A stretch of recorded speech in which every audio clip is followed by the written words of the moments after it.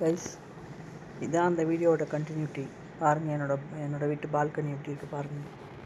எல்லா செடியும் அழகாக நட்டுட்டோம். ஒவ்வொரு ஜாடியிலையும் எப்படி இருக்குது பாருங்கள் கைஸ். என் வீட்டு பால்கனி பாருங்கள் எவ்வளோ அழகாக இருக்குது. இந்த செடி வச்சதுக்கப்புறம் இந்த செடி எல்லாத்தையும் நட்டது முக்கியம் இல்லை, அதை அவ்வளோ அழகாக வளர்க்கணும். இனிமேல் தான் அது என்னென்னலாம் போட்டு வளர்க்கணுங்கிறது நான் உங்களுக்கு டிப்ஸ் சொல்கிறேன் பாருங்கள்.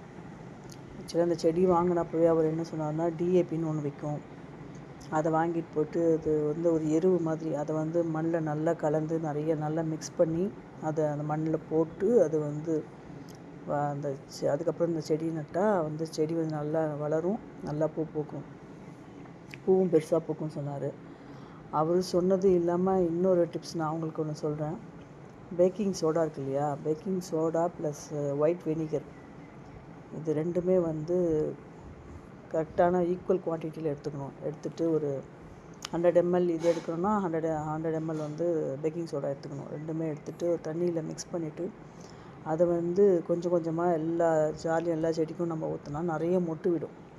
மொட்டு ரொம்ப அதிகமாக வரும், பூ ரொம்ப பெருசாக பூக்கும். ஏன்னா நான் இதை பண்ணி பார்த்துருக்கேன் ஏற்கனவே, இது நல்லா ஒர்க் அவுட் ஆச்சு, நிறைய பூவும் பூத்துது.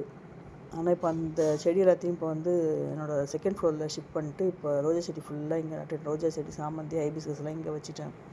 வேணால் நீங்களும் அந்த மாதிரி ட்ரை பண்ணி பாருங்கள் நான் சொன்ன டிப்ஸை. ரைஸ் எப்படி இருக்குது, என்னோடய பால்கனி எப்படி இருக்குது, ரோஸ் எப்படி இருக்குது, எல்லாத்தையும் பார்த்துட்டு லைக் பண்ணுங்கள். நான் உங்களை நெக்ஸ்ட் வீடியோவில் பார்க்குறேன். Bye guys.